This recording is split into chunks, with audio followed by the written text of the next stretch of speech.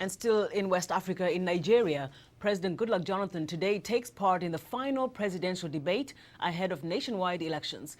But he will not be facing his biggest rivals who are boycotting the event because Mr. Jonathan refused to take part in an earlier debate. VOA West Africa correspondent Scott Stearns has that story.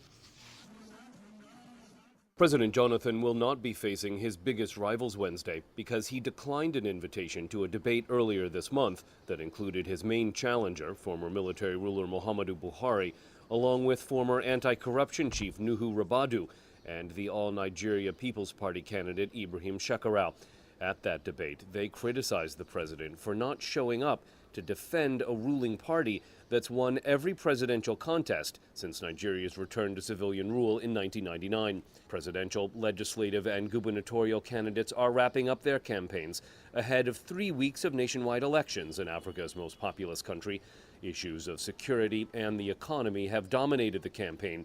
Human Rights Watch says the candidates are not paying enough attention to issues of communal violence and corruption.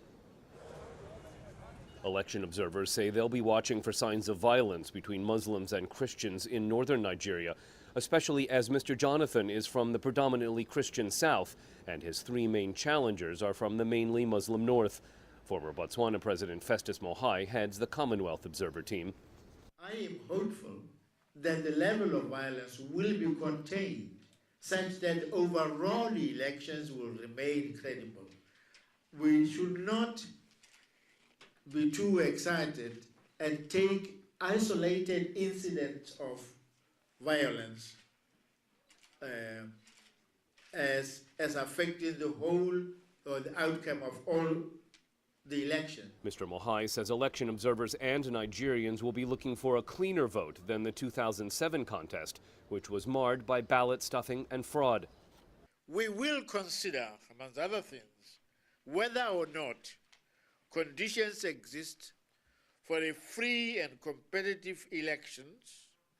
The Electoral Commission is independent and effective. The voter register provides for universal suffrage. State institutions and public media are impartial. There is a level playing field in the campaign, and that the campaign is free of violence. Voters are free to express their will, and the results process is transparent. President Jonathan's promising free, fair, and credible elections that he says will restore Nigeria to its rightful place in the international community. There have been several bomb attacks at campaign events over the last month.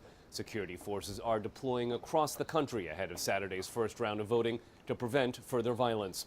Scott Stearns, VOA News, Dakar.